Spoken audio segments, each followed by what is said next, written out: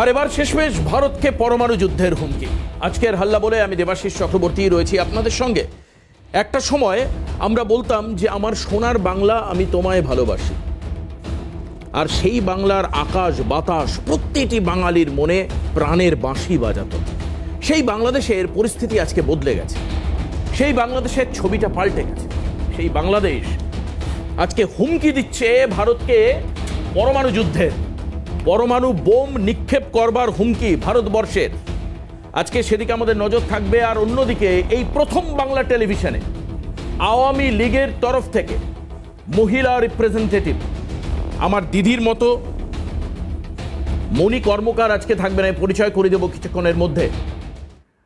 যার উপরে মারাত্মক, যার পরিবারের উপর গতকাল আমরা প্যানেলে দেখিয়েছিলাম হাল্লা বলে, কি ভয়াবহ মারাত্মক হামলা তার পরিবারের উপর হয়েছে। প্রাণনাশ চেষ্টা করা হয়েছে, প্রাণনাশের গলা কেটে দেওয়া হয়েছে, হাতের আঙুল টুকরো টুকরো করে দেওয়া হয়েছে। সেই ছবি আমাদের কাছে আছে। যখন বাংলাদেশে এইখানে উদ্ভূত পরিস্থিতি, ঠিক সেই সময় বাংলাদেশে মৌলবাদী সংগঠন, দুটি সংগঠনের লড়াই, তাতে 3 জনের প্রাণ গেল। আগামী দিনে বাংলাদেশ কার দখলে থাকবে? এবং এখন আমাদের কাছে এই মুহূর্তে খবর আসছে যে প্রথম আমরা সংবাদ মাধ্যমে করছিলাম 3 জন, এখন জানতে পারছি প্রায় 200 জন, দুটো ইসলামিক জঙ্গি গোষ্ঠীর মধ্যে আক্রমণ এবং একে অন্যের বিরুদ্ধে লড়াই, জমি দখলের লড়াই, এবং তার ফলে প্রায় 200 জনের নিহত হওয়ার খবর আসছে কিছুক্ষণ আগে, জাস্ট কয়েক সেকেন্ড আগে আমার কাছে খবর আসছে। সংখ্যালঘুদের উপর ক্রমাগত রক্তপাত ঝরছে, অন্যদিকে ভারতকে পরমাণু যুদ্ধের হুমকি। আসুন আজকের অনুষ্ঠানে, আজকের হাল্লা বলে কোন কোন বিষয়ে আমরা আজকে ফোকাস করব, কোন কোন বিষয়কে আমরা আজকে আলোচনায় জোর দেব, কোন কোন বিষয় থাকছে আপনাদের সামনে, আসুন আপনাদেরকে দেখাই দ্রুত এই মুহূর্তের বিগ স্ক্রিনে। আসুন দ্রুত আমরা যাই। এই মুহূর্তে দেখুন, আমরা দেখানোর চেষ্টা করি পরমাণু যুদ্ধের হুমকি দেওয়া হলো ভারতকে। পরমাণু যুদ্ধের হুমকি পেল ভারত বাংলাদেশের তরফ থেকে। ভারতকে পরমাণু যুদ্ধের হুমকি কে দিলেন? ভারতকে পরমাণু যুদ্ধের হুঁশিয়ারি অবসরপ্রাপ্ত সেনাকর্তা আলী আহমেদের।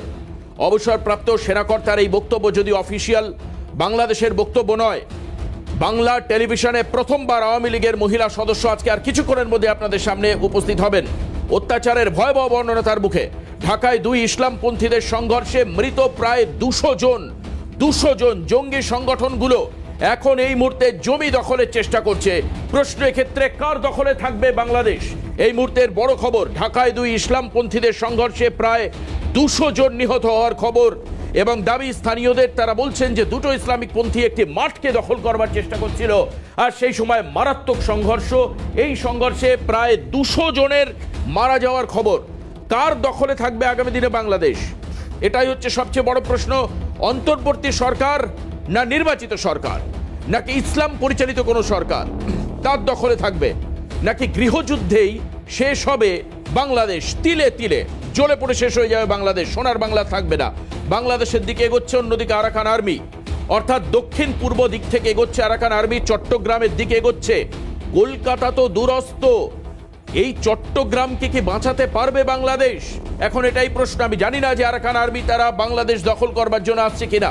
পরমাণু যুদ্ধের হুমকি ভারতকে, আর এই মুহূর্তে এই আবহে আমরা আলোচনার জন্য থাকব আজকের অনুষ্ঠানে।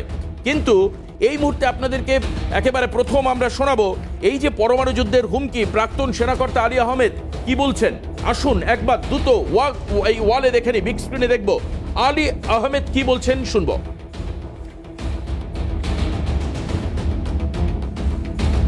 আমাদের অনেক বন্ধু রাষ্ট্র আছে যাদের কাছে নিউক্লিয়ার বোম আছে এবং তারা দিতে রাজি আছে, ব্যবহার করবেন। আমরা এখানে কলা চষবো, এটা হবে না। এখান থেকেও নিউক্লিয়ার বোম লঞ্চ করা হবে। ভারত আমাদেরকে গোলা বারুদ দিয়ে সাহায্য করেছে। এই সাহায্যের পিছনে তাদের একটা অন্তর্নিহিত উদ্দেশ্য ছিল। সেই উদ্দেশ্যটা কি? পাকিস্তানকে 2 টুকরা করা। তাহলে শেষমেশ ভারতের উপর পরমাণু আক্রমণের হুমকি আসলো বাংলাদেশের তরফে। এই বাংলাদেশ যেখানে হিন্দুদের উপর, সংখ্যালঘুদের উপর আক্রমণ চলছে ক্রমাগত, সেই আক্রমণের ছবি, তার ফুটেজ আমরা অন্যদিন তুলে ধরেছি। আজকে সংখ্যালঘুদের উপর আক্রমণের কথা, তাদের যন্ত্রণার কথা, তাদের শোষণের কথা, তাদের নিপীড়নের কথা, তাদের সম্পত্তি দখলের কথা, মহিলাদের উপর নির্যাতনের কথা, শোষণের কথা আপনাদের সরাসরি এই প্যানেলে এসে বলবেন মণি কর্মকার। আমরা এই মুহূর্তে পরিচয় করাবো ধীরে ধীরে যারা রয়েছেন, কিন্তু প্রশ্ন এখানে অত্যন্ত গুরুত্বপূর্ণ সেটা হচ্ছে যে এই অন্তর্বর্তী সরকার আর কতদিন, যেই সময়ে যেই মুহূর্তে বাংলাদেশে এহেন উদ্ভূত পরিস্থিতিতে অশান্তি এনার্কি ক্রমাগত ছড়াচ্ছে, ঠিক সেই মুহূর্তে কতক্ষণ থাকবে অন্তর্বর্তীকালীন সরকার? আর এই অন্তর্বর্তীকালীন সরকারের সঙ্গেই কি হবে ভারতের যুদ্ধ? আমরা যুদ্ধ চাই না, শান্তি চাই, কিন্তু যুদ্ধের কি বাতাবরণ তৈরি হচ্ছে? যুদ্ধ না হলে কি বাংলাদেশ থামবে না? পাকিস্তান যেরকম ভারতের কাছে একটি সমস্যার বিষয়, অর্থনীতির দিক থেকে নয়, প্রোগ্রেসের দিক থেকে নয়, কম্পিটিশনের দিক থেকে নয়, পাকিস্তান ক্রমাগত জঙ্গি আক্রমণে ভারতের উত্তর পশ্চিম সীমান্তকে নাস্তানাবুদ করেছে। আজকে পাকিস্তান একটা হেডেক। সেই পাকিস্তানকে সমর্থন করছে বাংলাদেশের এক অংশের মানুষ। তারা বলছেন মুক্তিযুদ্ধ ভুয়ো। ইন্ডিয়া মুক্তিযুদ্ধের মাধ্যমে বাংলাদেশকে মেলাইন করবার চেষ্টা করেছে, দখল করবার চেষ্টা করেছে, ষড়যন্ত্র করেছে ভারতবর্ষ বাংলাদেশের সঙ্গে। আর শেখ হাসিনা ভারতবর্ষের এজেন্ট। সেই শেখ হাসিনা ডাক দিচ্ছেন, বলছেন বাংলাদেশ জঙ্গি রাষ্ট্র হয়ে গেছে। সেটা প্রধানকে বলছেন আপনি সাহায্য করবেন না ইউনুসকে। বিশেষ বার্তা এই জাস্ট দুদিন আগে বিজয় দিবসের দিন আমরা শুনিয়েছি আপনাদেরকে। শেখ হাসিনার বার্তা একদিকে, ভারতের অবস্থান কি হবে? যুদ্ধই কি হবে সলিউশন? প্রতিদিন প্রতি মুহূর্তে ক্যালকাটা নিউজে আমার কলিগরা সবাই বলছে যে যুদ্ধের কিন্তু একটা সম্ভাবনা তৈরি হয়ে রয়েছে। আজও এই কলকাতা বিমানবন্দরের পাশে আমি আবারও একবার রিপিট করি, এহেন অজানা আওয়াজ পাওয়া গিয়েছে যেটা আগে আমরা কখনো পাইনি, আগে আমরা কখনো শুনিনি। তাহলে কি যুদ্ধের মহড়া চালাচ্ছে ভারতের তরফ থেকেও? ভারতের তরফ থেকে বাংলাদেশের বিমান ঘাঁটিগুলো টাঙ্গাইল, যশোর এইসব জায়গায় কি স্ক্রুটিনি করা হচ্ছে? তার ছবি তুলে রাখা হচ্ছে, জিও ট্যাগ ম্যাপিং করা হচ্ছে, যার ফলে আক্রমণ করতে সুবিধা হয়। আক্রমণ না করলে কি থামবে না ভারতবর্ষ? কূটনৈতিক চাল যদি মিথ্যা হয়, যদি স্বরাষ্ট্র মন্ত্রকের চেষ্টা মিথ্যা হয়, যদি বিদেশ মন্ত্রকের চেষ্টা ব্যর্থ হয়, তবে কি অ্যাটাকের পথে যাবে ভারত? সরাসরি যুদ্ধ না সার্জিক্যাল স্ট্রাইক? সেদিকেও কিন্তু প্রশ্ন থাকছে। আর সেই সমস্ত বিষয় নিয়েই আজকে আলোচনা করব। তবে আজকের এই অনুষ্ঠানে নিজের মুখে যন্ত্রণার কথা, অত্যাচারের কথা আপনাদের সামনে তুলে ধরবেন বাংলাদেশের সংখ্যালঘু আমার দিদি। আমার সঙ্গে আর কিছুক্ষণের মধ্যেই আসবেন, উপস্থিত হবেন, যিনি আওয়ামী লীগ করতেন আগে, কিন্তু এখন তাকে আত্মগোপন করে থাকতে হচ্ছে বাংলাদেশের নিভৃত এলাকায়। তার পরিচয় গোপন করতে হচ্ছে, আত্মগোপন করতে হচ্ছে। গত পরশুদিন রাতে তার মায়ের গলায় ধারালো অস্ত্র দিয়ে কাটা হয়েছে, আঙুল টুকরো টুকরো করে দেওয়া হয়েছে, তার বোনকে আক্রমণ করা হয়েছে। কারা আক্রমণ করছেন? উনি বলছেন বিএনপি এবং জামাত, তাদের যোগ রয়েছে। দোষ একটাই, আওয়ামী লীগ করেন। আসুন আজকের অনুষ্ঠানে পরিচয় করে দিয়ে আপনাদের সঙ্গে যারা আজকে রয়েছেন। বিজেপি মুখপাত্র প্রসেনজিৎ ঘোষ আমাদের সঙ্গে রয়েছেন, স্বাগত জানাই প্রসেনজিৎ দাকে আজকের অনুষ্ঠানে। আন্তর্জাতিক সম্পর্ক বিশেষজ্ঞ দেবাশিস নন্দী আমাদের সঙ্গে রয়েছেন, দেবাশিস বাবুকেও স্বাগত জানাই। সঙ্গে পদ্মশ্রী কাজী মাসুম আক্তার আমাদের সঙ্গে রয়েছেন, মাসুম সাহেবকেও আজকে স্বাগত জানাই। সঙ্গে আমাদের সঙ্গে রয়েছেন বাংলাদেশ থেকে বিএনপি নেতা মনিরুল ইসলাম রবি।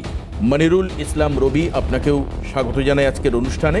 সঙ্গে সঙ্গে আমাদের সঙ্গে থাকবেন মণি কর্মকার, যার বাড়িতে আক্রমণ হামলা হয়েছিল আওয়ামী লীগ নেত্রী, জাতীয় মহিলা সংস্থা পূর্বধলা উপজেলার সাবেক চেয়ারম্যান এবং ভাইস চেয়ারম্যান। আমরা এই সবাইকে নিয়েই আজকের অনুষ্ঠান শুরু করব, কিন্তু একেবারে প্রথম মনিরুল ইসলাম রবি আমাদের সঙ্গে রয়েছেন, বিএনপি নেতা। আপনাকে দিয়ে শুরু করতে চাই। মনিরুল সাহেব, বাংলাদেশের বর্তমান পরিস্থিতিতে আপনারা কি চিন্তিত, নাকি পায়ের উপর পা তুলে খানিকটা ওই গঙ্গার হাওয়া খাওয়ার মতো আপনারা পদ্মা হাওয়া খাচ্ছেন? আপনারা কি যুদ্ধ করবেন? কারণ M117 হেলিকপ্টার আমরা গতকাল বাংলাদেশের আকাশে চক্কর কাটতে দেখেছি। ঢাকার আকাশে আমাদের কাছে খবর এসছে, বাংলাদেশের জেট, যুদ্ধের জেট কালকে আকাশে চক্কর কেটেছে। ড্রোন দিয়ে আপনারা সীমান্তবর্তী এলাকা পর্যবেক্ষণ করছেন। এটা মানে আপনারা বলতে বাংলাদেশের অন্তর্বর্তীকালীন সরকার করছে, আপনারা তো সরকারে নেই। এখন আসবেন কিনা পরে সেটা নির্বাচন বলবে, আদতে নির্বাচন হবে কিনা সেটাও একটা বড় প্রশ্ন। এই পরিস্থিতিতে আমরা সব থেকে বেশি কনসার্ন যে প্রত্যেক দিন বাংলাদেশি সংখ্যালঘুদের উপর অ্যাটাক হচ্ছে, রক্তপাত হচ্ছে। এগুলোকে থামানোর উদ্যোগ কেন বাংলাদেশ সরকার নিচ্ছেন না? একজন সন্ন্যাসী মানুষ, তিনি আইনের শাসন বাংলাদেশে দেখতে পাচ্ছেন না। বিচার ব্যবস্থার কাছে মাথা নিচু হয়ে যাচ্ছে সসম্মানে সারা পৃথিবীর। আইনের শাসন নেই বাংলাদেশে, আইনি পরিষেবা চিন্ময় কৃষ্ণ পাচ্ছেন না। আপনারা তো বাংলাদেশের বিরোধী শক্তি, আপনারা আন্দোলন করছেন, নামছেন, সংখ্যালঘুদের পাশে দাঁড়ানোর চেষ্টা করছেন, নাকি পদ্মাপাড়ের হাওয়া খাচ্ছেন? ধন্যবাদ সম্মানিত আজকের উপস্থাপক এবং আমার সাথে যারা আলোচনায় আছেন বিদগ্ধ আলোচক বিন্দু এবং আপনার কলকাতা নিউজের সকল দর্শক শ্রোতাকে আমি আমার পক্ষ থেকে, আমার দল বিএনপির পক্ষ থেকে অভিনন্দন এবং শুভেচ্ছা জানাচ্ছি। আপনার কথাই প্রশ্নের উত্তর ছিল, আমরা কি গঙ্গার পাড়ে বসে হাওয়া খাচ্ছি কিনা, এই কথার মধ্যে উত্তর আছে। গঙ্গা না, আমি সেটা পরে হলো- পদ্মাপাড় বলেছি। পদ্মার পাড়ে বসে আমরা কি খাচ্ছি? হুম হাওয়া খাচ্ছি। হুম আপনার কাছে এমনটাই মনে হচ্ছে? না না, আমি জিজ্ঞেস করছি খাচ্ছেন কিনা, মনে হচ্ছে না। মনে হচ্ছে না খাচ্ছি কিনা। হুম তা আপনাকে আমি একটা সহজ সরল কথা বলি। হুম। সেটা হলো বাংলাদেশ নিয়ে এই মুহূর্তে আমি কেন এই আপনি কথা বলছি মনিরুল সাহেব, তার কারণ হচ্ছে এখনো পর্যন্ত বিএনপি কোনো জমায়েত, কোনো মিছিল বা মিটিং বা এই যে সংখ্যালঘুদের উপর অ্যাটাক হচ্ছে তার বিরুদ্ধে কোনো অফিসিয়াল স্টেটমেন্ট, আপনাদের পলিটিক্যাল পার্টিতে একটা মানে একটা অফিসিয়াল স্টেটমেন্ট থাকে, সেরকম কিছু আমরা এখনো ইন্ডিয়ার কাছে পাইনি, মানে আমাদের কাছে নেই, মিডিয়ার কাছে, ইন্ডিয়ান মিডিয়ার কাছে নেই। এই জন্যই দুর্ভাগ্য যে ইন্ডিয়ান মিডিয়া তাদের ব্যক্তিটা অনেক কম, যার কারণে তারা অনেক কিছু জানে না এবং অনেক কিছু সংগ্রহ করতে পারে না। চিন্ময় দাসের সম্বন্ধে যে মামলাটা হয়েছিল রাষ্ট্রদ্রোহ, সেটা বিএনপির এক নেতা করেছিল, তাকে দল থেকে বহিষ্কার করে দেওয়া হয়েছে এবং মামলাটা প্রত্যাহার করার জন্য তাদেরকে নির্দেশ দেওয়া হয়েছে। এলো অতএব আপনার কথার সাথে তো কথা মিলল না, সেখানে ফাঁক আছে। না, না, আমাদের না, একটা আমার কথার সঙ্গে ফাঁক আপনি না। আমি শুনেন বলছি দাদা, চিন্ময় শুনেন। Krishna at the end of the day Chinmoy Krishna আইনি পরিষেবা পাচ্ছে না। আমি আইনি বলেই দিলাম যে পরিষেবা- বিএনপি এখন ক্ষমতায় নেই, বাংলাদেশের অন্তর্বর্তীকালীন সরকার যেটা করছে বিএনপি কি তাকে সমর্থন করে? আমার প্রশ্ন হচ্ছে সেখানে। আমার কথাটা শেষ করতে দেন, না না, বলুন তাহলে তো আপনি বুঝতে পারবেন। বলুন বলুন। প্রশ্ন তো আপনি করছেন, উত্তর অ্যান্সারটা আমার কাছে নেন। হুম আমরা আমাদের একটা সংগঠন আছে, হুম হিন্দু বৌদ্ধ খ্রিস্টান ঐক্য ফ্রন্ট, হুম আমাদের নিজস্ব সংগঠন আছে। হুম এবং জানেন আমাদের দলে হুম আমাদের দেশের প্রতিযশা হুম সনাতন ধর্মের রাজনীতিবিদরা বিভিন্ন পদে পদোন্নতি হয়ে আছে। একটা স্ট্যান্ডিং কমিটির সদস্য আছে, ভাইস প্রেসিডেন্ট আছে, আপনার জেলাগুলিতে প্রেসিডেন্ট সেক্রেটারি আছে। আমরা আমাদের যে সিস্টেমটা সেটা অব্যাহত রাখছি। আপনি যে কথা আজকে বলছেন যে সংখ্যালঘুদের উপর অত্যাচার হচ্ছে, এ ভদ্র মহিলার নাম হলো কি বললেন পূর্ব দলাতে, মণিকর এক্সকিউজ মণি কর্মকার। আর আজকে আপনি নিজেই এখানে বসে আপনার টিভি সেটে বসে আপনি বললেন বাংলাদেশে হুজুররা যুদ্ধ করে 200 জন মারা গেছে। একজনের সামনে 200 জনের সংখ্যাটা অনেক বড় না? এটা দেশের অভ্যন্তরীণ বিষয় হতেই পারে। উনি দল করবেন, আওয়ামী লীগ করবেন, আপনাকে দাদা আমি সাক্ষী রেখে বলতে চাই, ইলিয়াস আলী আমাদের এমপি ছিল এবং বড় নেতা ছিল, গুম হয়ে গিয়েছে। শেখ হাসিনার সাথে তার পরিবার দেখা করেছিল, কথা দিয়েছিল তাকে ফেরত দেয় নাই। আমাদের চৌধুরী আলম আরেকজন নেতা ফেরত দেবে কই, ফেরত দেয় নাই। আমাদেরকে গুম নির্যাতন 17 বছর আমাদেরকে আদালত পাড়ায় দৌড়াইতে হয়েছে, জেলে থাকতে হয়েছে, নির্যাতনের শিকার হয়েছে। কি জন্য? দল করার জন্য। আওয়ামী লীগের সাথে তো আমাদের ব্যক্তিগত কোনো শত্রুতা নেই দাদা, কোনো শত্রুতা নেই। হিন্দু হিসাবে, মুসলমান হিসাবে, খ্রিস্টান বৌদ্ধ হিসাবে এই কোনো আলোচনায় তো আমাদের সাথে আওয়ামী লীগের সাথে কোনো দ্বন্দ্ব নেই। দ্বন্দ্বটা হলো রাজনীতি। এবং আমার যে বোন বলছে তিনি, এটাও তার রাজনীতিক কারণেই, যেহেতু আমি নিজে বারবার গ্রেপ্তার হয়ে কারাগারে যেতে হয়েছে, রিমান্ডে যেতে হয়েছে। দাদা দেখেন, আপনারা যেভাবে বলেন শুনলে আশ্চর্য হয়ে যাবেন, বেয়াদবি নিবেন না, একটু দেখাই, দেখেন।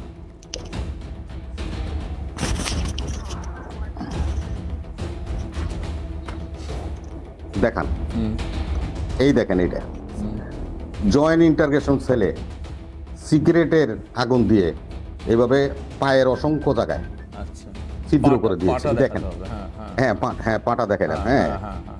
হ্যাঁ, তারপরে দেখেন আমাকে রিমান্ডে নিয়ে আমাদেরকে ডান্ডা বেরি পড়াইতো। হ্যাঁ। দেখেন ডান্ডা বেরি যে আপনার ইয়েগুলি আছে, ইনফেকশনগুলি আমি আমি এখনো আমি আমরা সরাইতে আমি পারিনি। বুঝলাম, কিন্তু ব্যাপার হচ্ছে এটা আপনাদের আপনি- রাজনৈতিক সন্ত্রাসের বা রাজনৈতিক গন্ডগোলের তার একটা প্রতিহিংসার একটা ছবি আপনি দেখাচ্ছেন। এর সঙ্গে সংখ্যালঘুদের কি সম্পর্ক আছে আপনি আমাকে একটা বলুন। না দাদা, দাদা একটা না, এটা হলো শত শত হাজার হাজার লক্ষ লক্ষ 66,000 লক্ষ বিএনপির নেতাকর্মী, 33 লক্ষ মামলার আসামি আমাদেরকে ফেস করে রাজনীতি করতে হয়েছে। আপনি 17 বছর দেশের প্রধানমন্ত্রী ছিলেন, দেশ শাসন করেছেন, আপনার 300 মন্ত্রী, এমপি, মন্ত্রী এবং কি বাইতুল মোকাররমের ইমাম সাহেবের সহ লইয়া পলাইয়া গেলেন, তাহলে আপনার কি থাকলো? আপনি বলেন, আপনি কি রাজনীতিবিদ? আমি জানতে চাই। আপনার কাছে এই প্রশ্ন রাখলাম দাদা, যে একজন প্রধানমন্ত্রী, একজন দলের সভানেত্রী, তিনি নিজে তার নিজের জীবন বাঁচাতে তার বোনকে নিয়ে পালায় গেল, সে তার নেতা কর্মী, এমপি, মন্ত্রী কারোর দিকেই তাকালো না, যারা আজকে ওই যে আমার দিদির মতো নিগৃহীত হচ্ছে দল করার কারণে। তাহলে উনি এই ধরনের কাজটাও তো করেছে, আমরা এটা চোখে দেখেছি। আর আজকে যে কথা আপনারা বারবার বলছেন সংখ্যালঘু সংখ্যাগুরু, আমি এটাকে এইভাবে দেখি না। আমি দেখি হলো, আমি হলো ইনসানকা, আমি হিন্দু নয়, মানে ইয়ে নয়, মুসলিম নয়। আপনার দেশের একটা খুব প্রচলিত গান আছে যে আমি ইনসানকা বান্দা হায় বা এই ধরনের একটা গান। আমি নিজেকে ইনসানের বান্দা মনে করি, তার মানে মানুষ। আপনি আপনি আপনি মনে করার প্রভাবটা তো বাংলাদেশের ন্যাচারাল ফিনোমেনাতে আমরা দেখতে পাচ্ছি না। মানে গ্রাউন্ড 100% রিয়েলিটি বলছে এক কথা, আপনারা টিভিতে বলছেন না, আরেক না। কথা। না না, আপনাকে আরেকটা কথা, ছোট্ট কথা বলে দিই, এখানে আমাদের বিজ্ঞ আলোচক বিন্দু আছে, আইনের লোক থাকলে আরো ভালো।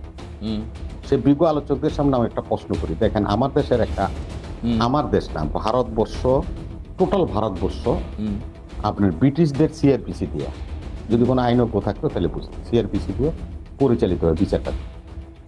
আমার দেশে যে সিআরপিসি, ঠিক সেম সিআরপিসি আপনার কলকাতা, তো সেটা আবার উত্তরপ্রদেশে।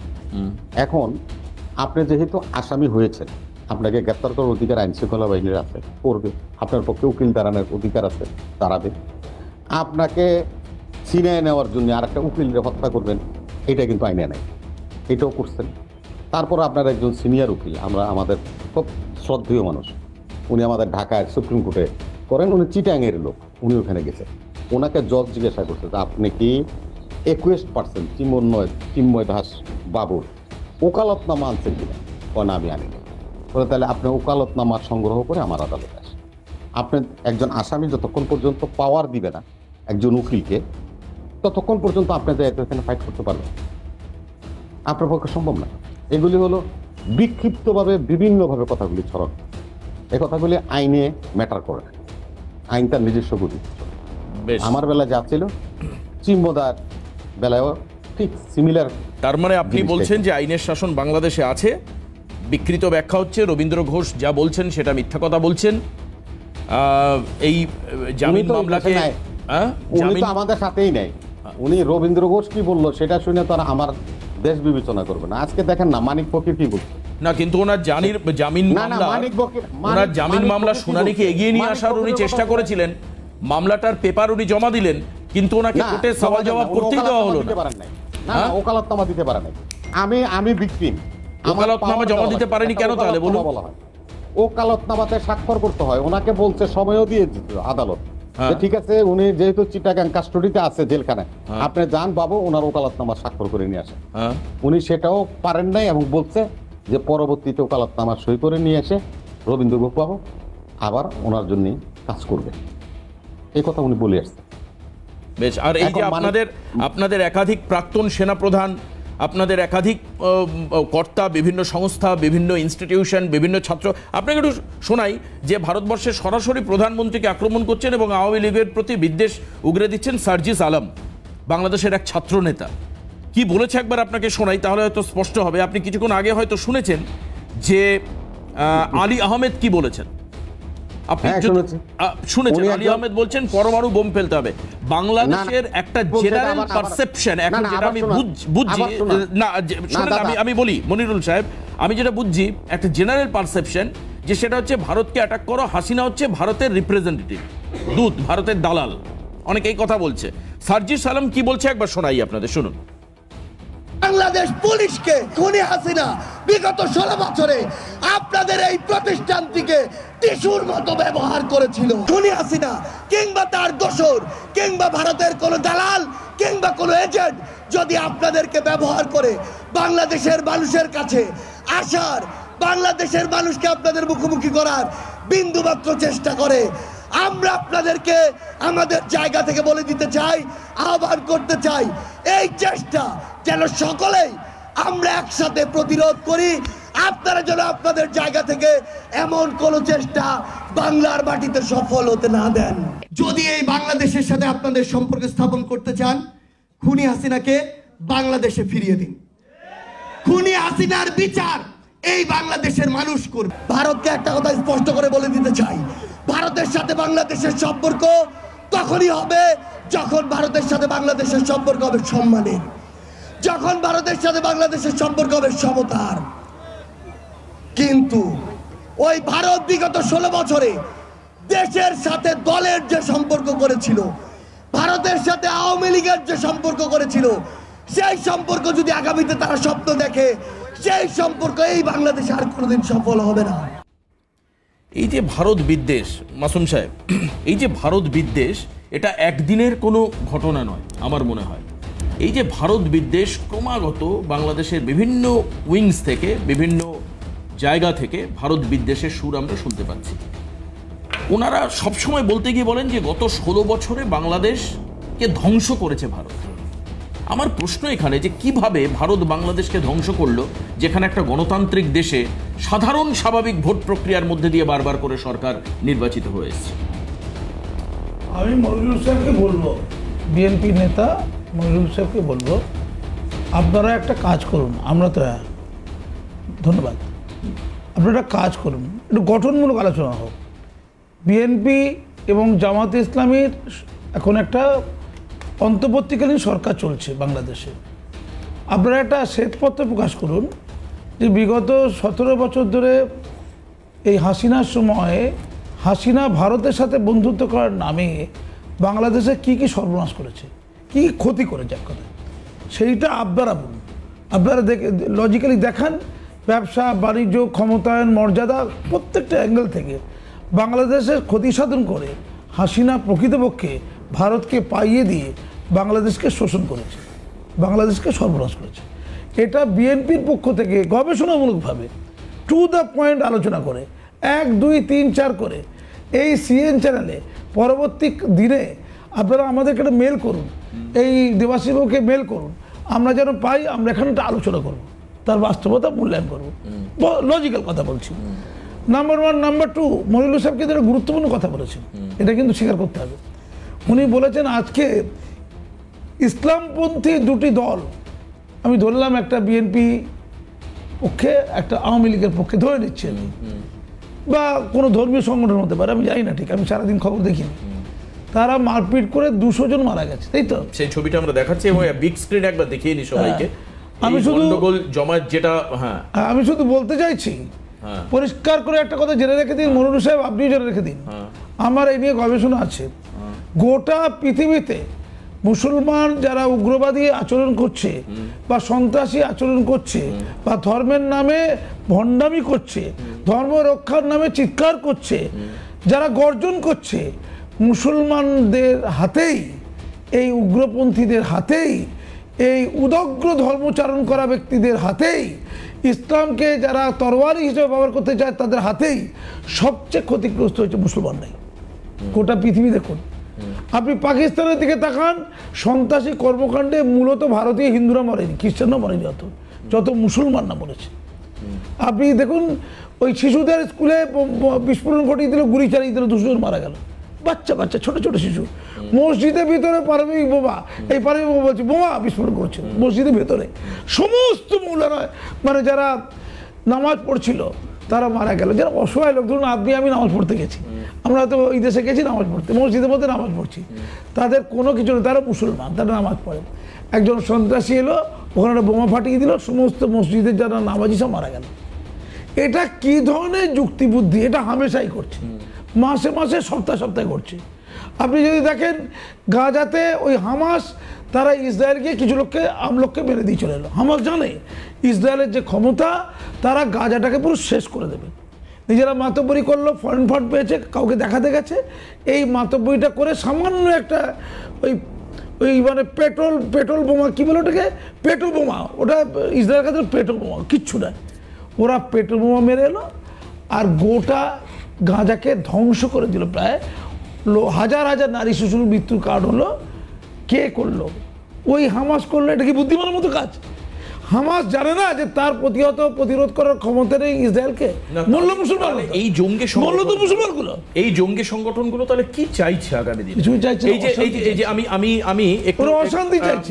আমি গতকালকে, আমি প্রদীপ্তকে বলবো যে গতকাল আমরা আরেকজন মুসলিম নেতার বক্তব্য শুনছিলাম গতকাল, তো তার বক্তব্য যদি একবার শোনানো যায়, তিনি কি বলছেন, এমএল হক তিনি কি বলেছেন একবার শোনাই আপনাদের, শুনুন। ইন্ডিয়ার এরা প্রতি মুহূর্তে আমাদের বিরুদ্ধে ষড়যন্ত্র করতেছে, আমরা বলতেছি এটা কূটনীতি দিয়ে থামাবো। কিচ্ছু লাগবে না, চুপ করে বসে থাকেন। পাকিস্তানের সাথে আপনি সুসম্পর্ক স্থাপন করেন, কেউ চিরস্থায়ী বন্ধু বা শত্রু নয়। পাকিস্তানের সাথে সুসম্পর্ক করলে আমাদের লস নাই, লাভ ছাড়া। তুরস্কের সাথে সুসম্পর্ক করেন, চায়নার সাথে সুসম্পর্ক করেন। ইন্ডিয়া দাদা দাদা দাদা দাদা কইরা তখন আমাদেরকে বলতে থাকবে, দাদা বলবে না, ভাই ভাই, তখন ভাই ভাই বলে আমাদের পায়ে পায়ে। এই যে একাধিক সোর্স থেকে যে কথাগুলো আসছে, একটা বিরতি নিয়ে নিই দাদা, একটা বিরতি নিয়ে আমি একটু, যেহেতু আন্তর্জাতিক সম্পর্কের বিষয়টা দেবাশিস থেকে একটু ছুঁয়ে যে আমি আসবো সবার কাছে ঘুরে ঘুরে জিজ্ঞেস করবো, একটা বিরতি নেব। বিরতির পর এই যে বাংলাদেশ থেকে বিচ্ছিন্ন, মানে ভারতকে কোনোভাবে গুরুত্ব দেওয়া যাবে না, সেখানে চায়না, তুরস্ক, পাকিস্তানের সঙ্গে মিত্রতা স্থাপন করো। আজকে একজন সকালবেলা দাঁড়িয়ে বলছে পরমাণু বোম মারো। আমার কথা, একটা তো সহ্যের একটা পেশেন্সে তো লিমিট থাকে মানুষের। এই যে প্রত্যেক দিন ভারত বিদ্বেষী ভাষাগুলো আসছে সামনে, স্লোগানগুলো আসছে সামনে, কমেন্টসগুলো আসছে সামনে, পোস্টগুলো সামনে আসছে, এর ফলশ্রুতি কি হতে পারে আপনারা জানেন? এর ফলে আন্তর্জাতিক সম্পর্কে কোন জায়গায় ঠেকবে? বিরতির পর ফিরে এসে বলবেন দেবাশিস নন্দী আমাদের সঙ্গে রয়েছেন, আন্তর্জাতিক সম্পর্ক বিশেষজ্ঞ। দেবাশিস, আবারও বলি, আমাদের ঘোষিত মানে নীতি হচ্ছে প্রথম অ্যাটাক না করা কাউকে, যেটা আপনিও বহুবার আমাদের বিভিন্ন অনুষ্ঠানে বলেছেন। কিন্তু আমার কথা হচ্ছে, এহেন পরিস্থিতি চলতে থাকলে, ভারত বিরোধী যে স্লোগানগুলো চলছে বা যে ধরনের এজেন্ডা তৈরি করা হচ্ছে, যে যেন তেন প্রকারানো ভারতকে সাপ্রেস করো, ভারতকে মারো, কারণ ভারত বাংলাদেশকে মেলাইন করেছে দীর্ঘদিন ধরে, এর কারণটা কি? এর পিছনে কি রহস্য আছে? অনেকগুলো কারণ রয়েছে। দেখুন, বাংলাদেশের সৃষ্টির পর থেকে যদি দেখি, দুটো ট্রেন্ড রয়েছে ডিফারেন্ট। একটা হচ্ছে প্রো ইন্ডিয়ান, একটা সেকুলার ফোর্স, আর একটা হচ্ছে অ্যান্টি ইন্ডিয়ান, যেটা মুজিব হত্যার সাথে যারা জড়িত ছিল। আচ্ছা, পরবর্তীকালে মেজর জিয়াউর রহমান এসছেন, তার একটা দল গঠিত হয়েছে। পরবর্তীতে এরশাদ যখন এসছেন 1988 সালের পর থেকে একটা র্যাডিক্যালাইজেশনের ব্যাপারটা, ইসলাম শব্দটি যে সংবিধান সংশোধনের মধ্য দিয়ে ইসলামিক রাষ্ট্রের একটা ভাবধারা প্রকাশ করা হয়, তারপরেও কিন্তু এতটা উগ্র ছিল না। ইভেন কি বিএনপি 1991 থেকে 96 সাল পর্যন্ত যে মানে সময়কাল, সেটাও খুব ভালোই ছিল, ডেমোক্রেসি ইনস্টলড হয়েছিল, প্রশংসা করতেই হবে। যেটা অ্যালার্মিং হলো 2001 থেকে 2006 জামাত এবং বিএনপির জোট, সেটা কিন্তু একটা ডার্কেস্ট পিরিয়ড ছিল। কিন্তু আগের বিএনপি কিন্তু ভালো শাসন করেছে, আমি বারবার বলছি। ওই সময় থেকে যে উত্থান হলো অফিসিয়ালি, তো বিএনপির সাথে জামাতের যে মতবাদিক যে কনভার্জেন্স, তার ভিত্তিতে কিন্তু অনেক কী বলবো অ্যান্টি ইন্ডিয়ান কাজকর্ম তো হয়েছেই। আমি সংখ্যালঘু শুধু বলবো না, যারা মানে তখনকার সময় বিরোধী হয়ে গেছিল তাদের উপর অত্যাচার করা হয়েছে, এবং অনেক সেই সময় বাংলাদেশ অন্যতম বিপজ্জনক হয়েছিল জার্নালিস্টদের পক্ষে সেই সময়টা। পরবর্তীকালে এটা ঠিক, যখন শেখ হাসিনা ক্ষমতা ছিলেন, তিনি শেষ দুটো ইলেকশন করতে দেননি ঠিকঠাক, বিরোধীদের স্পেস দেন, অনেক বিরোধী নেতারা জেলে ছিলেন। এখন যেহেতু জামাতকে ব্যান করার প্রচেষ্টা চলছিল এবং অনেক নিষিদ্ধ জঙ্গি সংগঠনকে নিষিদ্ধ করা হয়েছিল, তারা কিন্তু শেষ হয়ে যায়নি, তাদের একটা তলে তলে নেটওয়ার্ক হয়েছিল এবং একটা প্রতিহিংসা ছিল দুটো, যে যেহেতু এই হাসিনার ভারত ঘনিষ্ঠতা এবং হাসিনা যেহেতু বাংলাদেশ, মানে দেখুন বাংলাদেশে কিন্তু অনেক জঙ্গি ছিল, ভারত এবং বাংলাদেশ মিলে তারা কিন্তু যৌথভাবে অ্যান্টি টেররিস্ট অ্যাক্টিভিটিস করে জয়েন্ট ওয়ার্কিং গ্রুপের মাধ্যমে, এবং উত্তর পূর্ব ভারতের যে জঙ্গি অরবিন্দ রাজকুয়াকে ট্রিটি অফ এক্সট্রাডিশনের মাধ্যমে হ্যান্ড ওভার করেছে ইন্ডিয়ার কাছে। এটা খুব দায়বদ্ধ ছিল হাসিনা সরকার। কিন্তু ওই তার আগে বিভিন্ন উত্তর পূর্ব ভারতের জঙ্গির আশ্রয় পেয়েছিল বাংলাদেশে, পরেশ বড়ুয়া থেকে শুরু করে অনেকে। তো এই ফোর্সটা কী চাইছিল, যে ভারতের কে মানে বরাবরই যারা প্রো পাকিস্তানি ফোর্সটা, তারা সবসময় অ্যান্টি মনে করছে। তাদের মনে হয় যে যতদিন হাসিনা থাকবে ততদিন পর্যন্ত প্রো ইন্ডিয়ান পলিসি গ্রহণ করবে, এতে করে বাংলাদেশের সাধারণ জনগণের যে স্পিরিটটা সেটা হয়তো সেটা বুঝতে পারছে মানে সাধারণ বাংলাদেশের স্পিরিট মধ্যে Islamic spirit, Islamic spirit Islamic কিন্তু জামাত ইসলাম কিন্তু বাংলাদেশের পার্লামেন্টে কখনো বেশি সিট পায়নি অফিসিয়ালি, কিন্তু এরা খুব অ্যাক্টিভ বলে যে কজন সদস্য তারা হয় মরবো বা মারবো, ফলে তাদের খুব ভিজিবল। ফলে এই ফোর্সটা কি করলো, যখন মানে হাসিনা স্পেস দিচ্ছে না তখন মনে করতে থাকে যে ভারতের নিঃসন্দেহে একটা সমর্থন রয়েছে বলে হাসিনা ক্ষমতায় আসছে। আচ্ছা, ইতিহাসটা কি তাহলে সেই মুক্তিযুদ্ধের থেকে শুরু তার আগে থেকে, যেহেতু ভারতের মানে মুজিবের সঙ্গে ইন্দিরা গান্ধীর সম্পর্ক, সেখান থেকেই ভারত বিদ্বেষ শুরু, এবং সেই স্পষ্ট বিভাজনটি বাংলাদেশে কখনো বিলীন হয়নি। আচ্ছা, মানে প্রো ইন্ডিয়ান, অ্যান্টি ইন্ডিয়ান, এবং এই যখন কোটা বিরোধী আন্দোলন আমরা দেখতে পেয়েছি তখন দেখবেন তখন প্রাথমিকভাবে মনে হয়েছিল সত্যি কোটা বিরোধী আন্দোলন, কিন্তু সেই আন্দোলনের মাঝপথে আমরা দেখতে পেয়েছি কিছু কিছু জামাত নেতৃবর্গ স্লোগান দিয়েছেন ভারত যাদের মামাবাড়ি, বাংলা ছাড়া তাড়াতাড়ি। তো ভারত বিদ্বেষিতা কোথা থেকে আসে সেখানে? সেটা একটা নিজস্ব আন্দোলন, নিজস্ব দেশের কোনো প্রোটেস্ট মুভমেন্ট হতেই পারে। তার মানে অ্যান্টি ইন্ডিয়ান স্লোগানটা কেন আসবে সেখানে? তাহলে বোঝাই যাচ্ছে ভারতকে কি চোখে দেখতো তারা, বা এখনো দেখে। যাই হোক না কেন ভারতকে অ্যাটাক করে। আরেকটি কারণ হচ্ছে হাসিনাকে ব্লেম করা হয় যেহেতু একদম তিস্তা জলবন্টন চুক্তি, সেটা তো কেন্দ্র রাজ্যের ইয়ে ধরে, যদিও বিদেশ নীতি কেন্দ্রীয় সরকারের উপর, কিন্তু এই সমস্ত রাজ্য যাদের সাথে অন্য রাষ্ট্রের মানে বর্ডার থাকে সেখানে রাজ্যের অনুমতি ছাড়া করা যায় না। তো বাংলাদেশে শেখ হাসিনা যখন ছিলেন তখন বিরোধীরা বা হাসিনা বিরোধীরা বলতে এটা চাইতেন যে দেখো তুমি ভারতের সাথে সখ্যতা করছো কিন্তু এটা আমাদের পানি দিতে পারছো না, কিন্তু সেই হাসিনারও কিছু করার ছিল না, আমাদের কেন্দ্রীয় সরকারের কিছু করার ছিল না, আবার রাজ্যের স্বার্থটা তো রাজ্য দেখবেই। সুতরাং বাংলাদেশে একটা মিসপারসেপশন আছে, ইন্ডিয়া মনে তাদেরকে দমন পীড়ন করে। আচ্ছা, একটা উদাহরণ দিতে পারবে কি দক্ষিণ এশিয়ার এতগুলো দেশে, যেটা এমনকি আমি এটা বলবোই অবশ্যই, ল্যান্ডলক দুটো কান্ট্রি নেপাল এবং ভুটান যাদের সাথে ট্রিটি অফ ফ্রেন্ডশিপ হয়েছিল, ভুটানের সাথে 49-এ এবং নেপালের সাথে 1950-তে, কোনোদিন দখল করেছে? বরং চায়না যখন দখল করেছিল ভুটানের সীমান্ত বিভিন্ন সময় ভারত তার বিরুদ্ধে সোচ্চার হয়েছে আন্তর্জাতিক মহলে, কোথায় কখনো তো অধিকার করে নেয়নি। 1988-এ মালদ্বীপসে অপারেশন ক্যাকটাস করেছিল ইন্ডিয়া, মামুন আব্দুল গাইমকে যখন ঘেরাও করে রেখেছিল জলদস্যুরা, কোথাও ইন্ডিয়া তো মানে মালদ্বীপকে কখনো কোনো দ্বীপ মানে লাক্ষাদ্বীপের খুব কাছে কখনো তো অ্যাটাক করেনি। বাংলাদেশকে কি স্বাধীনতা করার পরে বলেছে বাংলাদেশ এই অংশ আমাদের চাই? তাহলে কেন এত ভারত বিরোধিতা? একদম কেন ভারত বিরোধিতা, এটা হয়তো বা মনিরুল ইসলাম রবি বলতে পারবেন, বা কারণ আপনিও কিছুক্ষণ আগে বলছিলেন শেখ হাসিনাকে নিয়ে। আমি আসবো আলোচনায়, কিন্তু একটা বিরতির সময় আছে। ফিরে এসে আমি পরিচয় করে দেবো মণি কর্মকার, যার কথা বলছিলাম। আমার খুব ভালো লাগছে যে অনেক প্রতিকূলতা পেরিয়ে আজকে মণিদেবী আমাদের সঙ্গে লাইভে রয়েছেন বাংলাদেশ থেকে, এবং আপনার কাছ থেকে আপনাদের পরিবারের উপর হওয়া যে অত্যাচারের কাহিনী সেটা শুনবো। আমাদের এখানে কেন্দ্রীয় সরকারকে যে পলিটিক্যাল পার্টি এখন চালাচ্ছে বিজেপি, তার প্রতিনিধি আমাদের সঙ্গে রয়েছেন। এখন ব্যাপার হচ্ছে হঠাৎ করেই যদি ভারত জানে যে এরকমভাবে বাংলাদেশ পারমাণবিক হামলা করতে চলেছে, বা ধরুন বাংলাদেশের ফাইটার জেট ভারতের উপর থেকে ঘুরে গেল বা বোম্বিং করলো বা কিছু, বা হেলিকপ্টার, আপনি হাসবেন না, টেক ইট সিরিয়াসলি।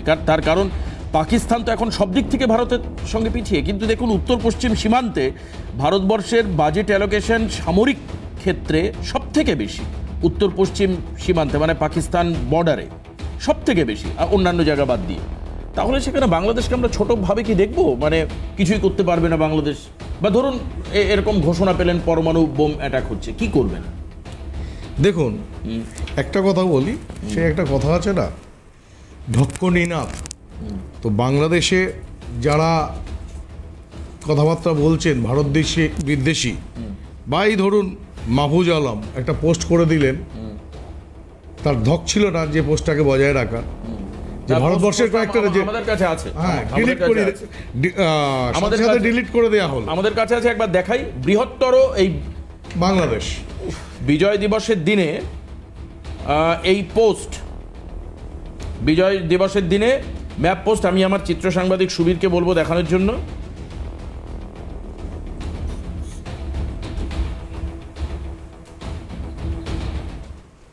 এই ম্যাপের ছবিটা একবার দেখাই। এই হচ্ছে বৃহৎ বাংলাদেশ, যার মধ্যে ত্রিপুরা রয়েছে, যার মধ্যে পশ্চিমবঙ্গ, এই দেখুন বাংলার কিছু অংশ রয়েছে। চিন্তা করে যে আপনি এই পোস্ট এবং পরবর্তীকালে এই পোস্ট নিয়ে সোচ্চার বাংলাদেশ, এবং পরবর্তীকালে এই পোস্ট ডিলিট করে দিতে হয়। কি স্বপ্ন!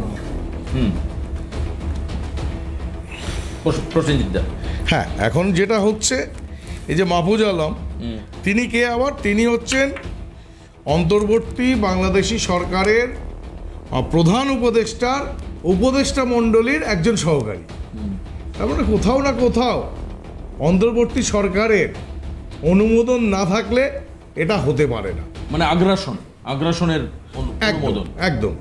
আজকে দেখুন, আজকে অনেকে বলছেন মোদী সরকার কি করছে, আপনি যে প্রশ্নটা করলেন কি হবে, দেখুন তুল্যমূল্য বিচারের জায়গাটা আমি যাচ্ছি না, সেটা যাওয়ার মতো জায়গায় নেই। তবুও আমি আপনাকে বলি, আমাদের সরকার শিক্ষা নিয়েছে। আজকে এরকম হতে পারে অন্তর্বর্তী সরকার বাংলাদেশের অরাজকতা সামলাতে পারছে না, তাই ভারত বিদ্বেষী করে কট্টরপন্থীদের চাপে পড়ে যুদ্ধজিগির তুলে বাংলাদেশের জনগণ যাতে মৌলিক প্রশ্ন জীবন জীবিকা নিয়ে না যাতে করতে পারে, সেটা একটা দিক আছে। দিনে আমাদের কাছে যদি 20টা বাইট আসে, তার মধ্যে অন্তত 4-5টা বাইট মোদিকে অ্যাটাক করে বাইট আসে। হ্যাঁ, ডেফিনেটলি ইন্ডিভিজুয়াল। এবার আপনাকে বলি, পার্টি নট ইন্ডিয়া, মোদিকে অ্যাটাক করে। এবার আপনাকে বলি যে এই যে পিছন থেকে জামাত ও কট্টরপন্থীরা যে ইউনুসকে সামনে রেখে তাদের কায়েমি স্বার্থ চরিতার্থ করছে শুধু নয়, নাকি ইউক্রেন আর রাশিয়ার যুদ্ধ, ইউক্রেনকে যেভাবে আমেরিকা ললিপপ দেখিয়ে উস্কেছিল ইউনাইটেড নেশনের স্থায়ী সদস্যপদ দেওয়া, তাতেই কিন্তু ইউক্রেনের প্রেসিডেন্ট উত্তেজিত হয়ে বা ইউক্রেনবাসীরাও গভর্নমেন্ট সহ রাশিয়ার বিরুদ্ধে, রাশিয়া যখন প্রতিবাদ করেছিল রাশিয়ার বিরুদ্ধে, ঠিক একই রকমের বিদ্বেষমূলক মন্তব্য প্রকাশ করছিল। রাশিয়া কি করেছে, সেই ফাঁদে পা দিয়ে ফেলেছে। কারণ আমেরিকার টার্গেট ছিল রাশিয়াকে অর্থনৈতিকভাবে দুর্বল করা, রাশিয়াকে ব্যতিব্যস্ত করে তোলা। আজকে $170 বিলিয়ন সাহায্য করেছে মানে আমেরিকা ইউক্রেনকে, তার মধ্যে আর্থিক সাহায্য আছে, সমরাস্ত্র দিয়ে সাহায্য করা হয়েছে। তো আজকে মোদী সরকার সহজে সেই ফাঁদে পা দেবে কি দেবে না সেটা তো রয়েছে। মোদী সরকার কিছু করছে না তা তো নয়। আজকে সরকারের পক্ষ থেকেও যেমন অপারেশন অল আউট কাশ্মীরের জন্য নেওয়া হয়েছিল, খালিস্তানি উগ্রপন্থাদের জন্য অপারেশন ব্লু স্টার হয়েছে, এখানেও একটা অপারেশন কিন্তু চালু হয়ে গেছে, অলরেডি মিশন নেওয়া হয়ে গেছে ভারতবর্ষের। সেটা প্রথম বললেন, এটা অফিসিয়াল স্টেটমেন্ট বলে ধরবো নাকি? না, অবশ্যই অফিসিয়াল বলবো না, এটা আমাদের সুরক্ষার কারণে আমরা সরাসরি বলছি না। ভারত কিন্তু হাতে হাত দিয়ে বসে নেই। আজকে যদি এদের ঢক্কনিনাদ না হতো, তাহলে আমাদের বিদেশ সচিব যখন গেছিলেন অন্তর্বর্তী সরকারের সঙ্গে সাক্ষাৎ করতে কিছুদিন আগে, সেখানে ইউনুস কি বললেন? তিনি বললেন হাসিনাকে ফেরত চাননি তিনি। এই মৌলবাদী, মূর্খ মৌলবাদী যারা কট্টরপন্থী আছে, যারা বলছে, তাদের বোঝা উচিত বিদেশ সচিবের কাছে হাসিনাকে, শেখ হাসিনাকে ফেরত দেওয়ার কথা বলা হয়নি, শুধু বলা হয়েছে তিনি যে ধরনের মন্তব্য করছেন সেই ধরনের মন্তব্য যাতে না করেন।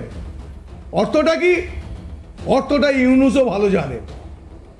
আজকে বা পাকিস্তানের যে জায়গা ছিল, যে আমরা দেখেছি দিনের পর দিন পাকিস্তানের ভারত বিদ্বেষী জিগির তুলে, যুদ্ধ জিগির তুলে যে সামরিক অভ্যুত্থান হয়েছে, যখনই সরকার করছে কারা তাহলে ইনসিস্ট, আমি বলছি, এটা বলছি পাশ্চাত্যের কান্ট্রি, ওয়েস্টার্ন হতে পারে পাশ্চাত্যের কোনো কান্ট্রি হতে পারে, আরো অনেক ব্যাপার আছে। যারা দ্রুত উঠে আসা ইন্ডিয়া এই যে অর্থনৈতিকভাবে পঞ্চম পজিশনে রয়েছে, কিছুদিনের মধ্যে একটা গ্লোবাল প্ল্যান, হ্যাঁ অবশ্যই আছে, গ্লোবাল তো প্ল্যান রয়েছে যে ভারতকে বিব্রত করো। এবং আপনি এটা বলেন যে মোদি এই ট্র্যাপে পা দেবে না। হ্যাঁ, ভারত যদি রাশিয়ার মতো ট্র্যাপে পা দিয়ে দেয়, তাহলে যুদ্ধ তো যে কোনো দেশকেই একটা ক্ষত দেয়। সে হতে পারে বাংলাদেশের 2000 মূল্য, আমাদের দুজন হলেও আমাদের সেনা মারা যেতে পারে, বা একটা রাফেল বিমান ক্ষতিগ্রস্তও হতে পারে। আর্থিক ক্ষতি আছে এবং ভারতবর্ষের আরো অনেক নানা সমস্যা, যে প্রগতির প্রশ্ন আছে, সেটা কোথাও না কোথাও গিয়ে ধাক্কা খাট যাতে। এটা হয়তো আমেরিকা চাইছে, হয়তো চায়না চাইছে, তারা কিন্তু প্রমাদ গুনছে এই জায়গা। যে কারণে আমরা পূর্বে দেখেছি পাকিস্তানে কি হতো, সামরিক অভ্যুত্থান হতো যখনই সরকার, পাকিস্তান সরকার সমরাস্ত্র কেনার অর্ডারকে বাতিল করত, তখনই কিন্তু সামরিক অভ্যুত্থান হতো। সেখান থেকে অস্ত্র ব্যবসায়ীদের কাছ থেকে একটা মোটা অঙ্কের টাকা উৎকোচ নিত। বাংলাদেশেও কিন্তু আমার মনে হয় কোথাও না কোথাও অন্তর্বর্তী সরকার, ইউনুসের মানসিকতা সেই জায়গায়, বা সেনা প্রধানের মানসিকতা সেই জায়গায়। একটা কথা বলে শেষ করি, আর তুল্যমূল্য বিচার, বাংলাদেশের যে সামরিক যানগুলো রয়েছে সেই যানগুলোর উদাহরণ দিই, ভারতবর্ষের টেকনিক্যাল না, ডেভেলপমেন্টের কথা বলছি না, আসবো দাদা। আমাদের এখানে দাদা, আসবো, ভারত বিরতি নিতে 6 হবে। স্টেজ 2 চলছে, ভারত 6 স্টেজ 2 চলছে, ওদের এখনো সেই যানবাহনগুলো ভারত স্টেজ 2 এর পর্যায়ে রয়েছে, আচ্ছা। অনলি 2 এর পর্যায়ে আপনি রয়েছে, আপনি এতটা বলছেন- বিস্তর আচ্ছা, ফারাক। আপনি প্রসেনজিৎ দা বলছেন বাংলাদেশের যান এখন তার হালাত হচ্ছে বেজান অবস্থা, বেজান ডেফিনেটলি বেজান জান অবস্থা। পে জান নেই বেজান কন্ডিশন। এখন ব্যাপার হচ্ছে আমার প্রশ্ন সেটাও নয়, যদি ধরুন কোনো যানবাহন দিয়ে আক্রমণ হলো না, হেলিকপ্টার আসলো না, বিমান আসলো না, কিছুই আসলো না, কিন্তু যে মানে পরিমাণ বর্ডার আছে, আপনি আসাম বলুন, ত্রিপুরা বলুন, পশ্চিমবঙ্গ বলুন, সেখান দিয়ে যদি জঙ্গি ভারতবর্ষে ঢুকতে থাকে, আর ভারতের বিএসএফ যদি এই গরু পাচারের সময় যেরকমভাবে সতীশ কুমাররা অ্যাক্টিভ ছিলেন সেইভাবে যদি অ্যাক্টিভ থাকে, তাহলে ভারতের মধ্যে স্লিপিং সেল আরও বাড়বে। মানে আমি তো জানি যে প্রত্যেক জেলায় ডিআই থাকে, তাদের কি কাজ আমি জানি না। এই আমরা একাধিক জায়গায় খবর করলাম কয়েকদিন আগে, মিথ্যে ভোটার কার্ড, পাসপোর্ট, আধার কার্ড এই সমস্ত তৈরি হচ্ছে বিভিন্ন জায়গায়। এটা ঠিকই। এটা বিপদের কারণ। তবে এটাও আবার ঠিক, এই যে সেন্ট মার্টিন দ্বীপকে দখল করে নেওয়া নিয়ে আমেরিকার যে চক্রান্ত বা সেই চক্রান্তের শিকার হাসিনা কিনা আমরা জানি না, এটা প্রসেনজিৎ অনেক ওয়াইড ওয়েতে আলোচনা করলেন। না, আপনাকে পরে নেব। কিন্তু বাংলাদেশে যে প্রতিদিন যে সংখ্যা, যে হিন্দুত্বের কথা বিজেপি বলে, হিন্দুত্ববাদের কথা বলে বিজেপি, সনাতনের কথা বলে বিজেপি, সেই সনাতনী হিন্দুরা বাংলাদেশের মাটিতে কিভাবে নিষ্পেষিত হচ্ছে প্রতিদিন। আমি মনিদিকে রাখবো স্ক্রিনে, পাশাপাশি আমি ছবিগুলো একটু দেখাই, যে ছবিগুলো গতকাল আমাদেরকে বিব্রত করেছিল।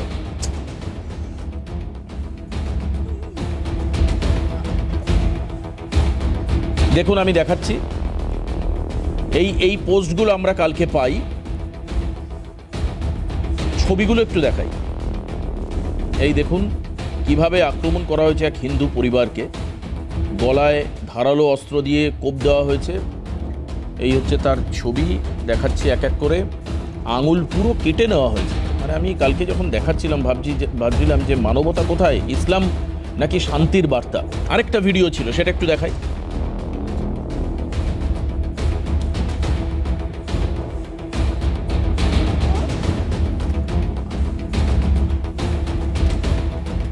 বেশ, মনিদেবীর কাছে আস।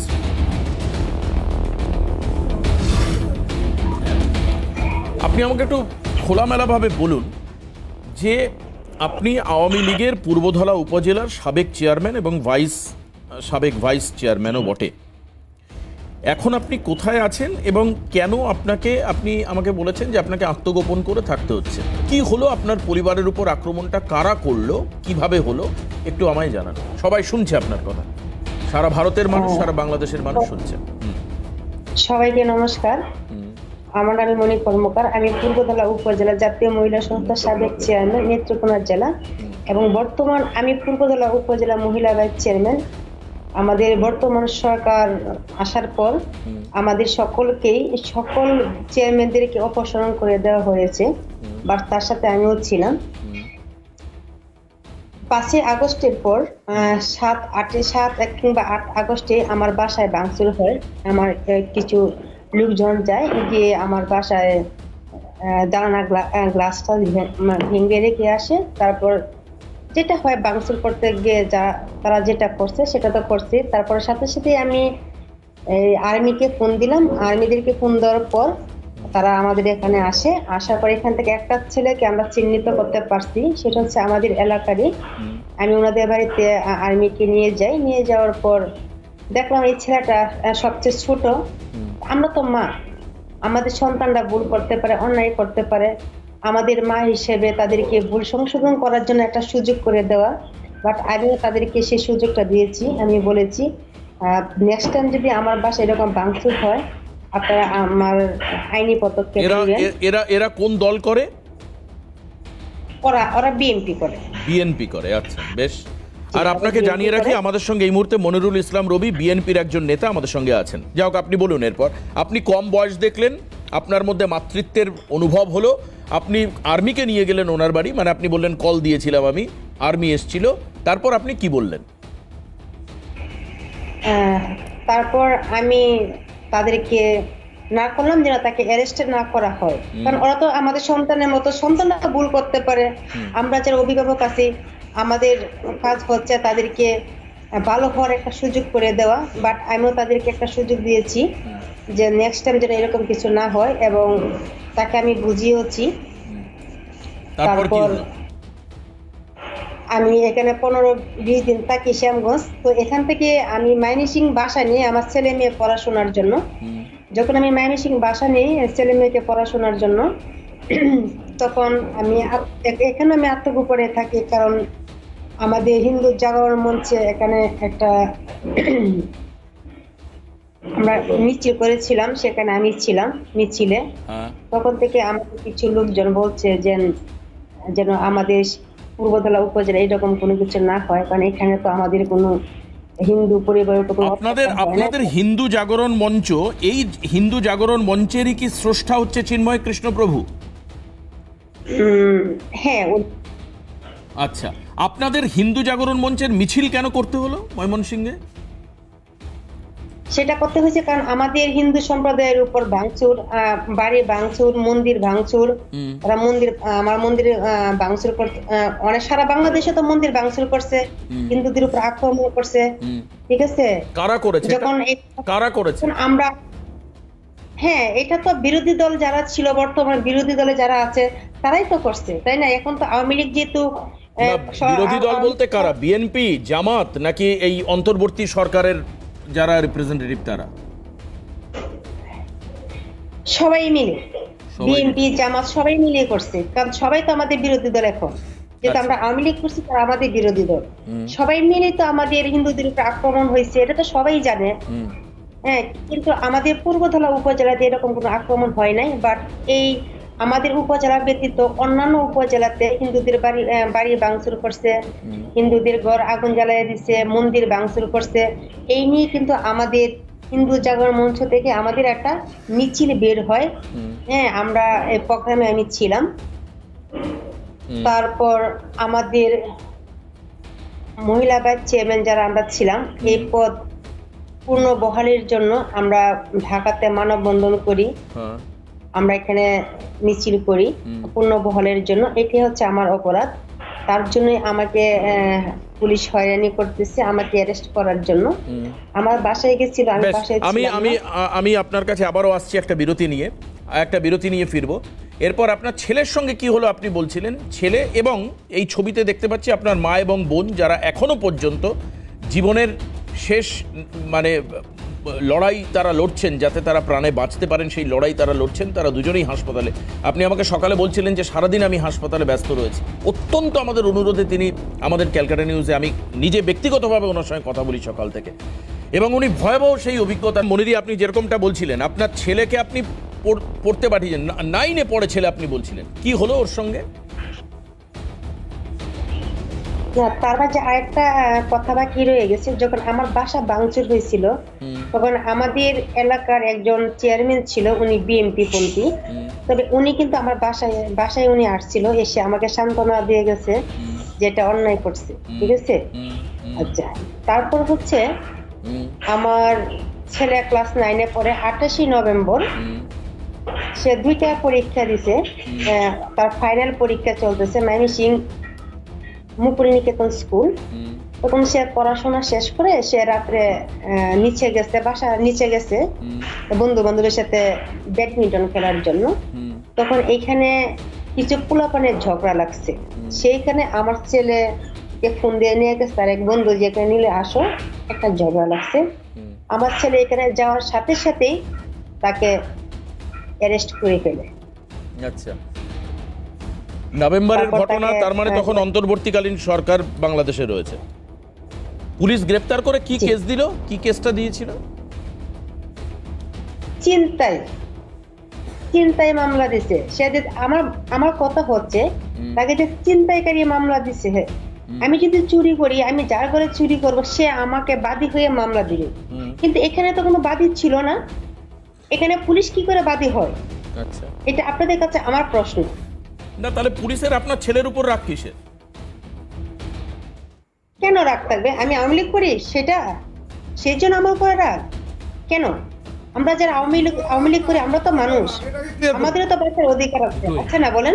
আপনি হিন্দু বলে রাগ কি আওয়ামী লীগ করার জন্য রাগ? এটা ক্লিয়ার ভালো, আপনি হিন্দু বলে আপনার উপর রাগ নাকি আওয়ামী লীগ করেন বলে রাগ? এইটা ক্লিয়ার। দুটো মিলিয়ে। আচ্ছা, তারপর গত পরশুদিনে যে নৃশংস হামলাটা হলো, এই ঘটনাটা কি হয়েছিল একটু বলুন। এখানে শেষ হয় নাই, কিছু বাকি রয়ে গেছে, এখানে শেষ হয় নাই। যখন আমার ছেলেকে অ্যারেস্ট করে নিয়ে যাওয়ার পর এখানে আমার ছেলেকে যখন কোর্টে চালান করে, তখন আমার ছোট বোন ছিল এখানে, আমার পরিবারের আরেকজন সদস্য ছিল, আমি সে নামটা বলতে চাই না, আমার পরিবারের একজন সদস্য, আমি সেটা বলতে চাই না। তখন আমার ছেলে বলছে আমাকে তোমরা বাঁচাও। তখন আমার বোন এবং আমার পরিবারের আরেকজন সদস্য একবার পুলিশের পায়ে পড়ে একবার আমার ছেলের কাছে আসে, একবার পুলিশের পায়ে পড়ে এবং আমার ছেলের কাছে আসে আমার ছেলেকে বাঁচানোর জন্য। কিন্তু আমার বোনকে এবং আমার পরিবারের আরেকজন সদস্যকে মামলা দিয়ে দিছে পুলিশের কাছে বাধা দেওয়ায়। তৎক্ষণাৎ তাকে অ্যারেস্ট করে তাকে কোর্টে চালান করে। কেন আমি জানতে চাই, তাদের কি অপরাধ ছিল? দুষ্কর্ম আমি করছি, আমি রাজনীতি করি, আমি হিন্দু জাগরণ মঞ্চে আমি মিছিল মিটিং করছি, সেটা আমার দোষ কেন? আমার সন্তানের উপরে এত হামলা মামলা, আমাকে তারা অ্যারেস্ট করো। তারা যদি বলতো যে আপনি চলে আসেন, আপনার সন্তানকে আমি ছেড়ে দিব, আমি সত্যি তাদের কাছে আত্মসমর্পণ করতাম। আমি কোনো অন্যায় করি নাই, তবু আমি আত্মসমর্পণ করতাম, কারণ আমি পলিটিক্স করি। কেন? তারপর আমি তাদেরকে কোর্ট থেকে জামিন নিয়ে আসি, আমি কোর্ট থেকে আমার ছেলেকে আমার মেয়েকে আমার বোনকে জামিনে নিয়ে আসার পর 2 তারিখে, তারপর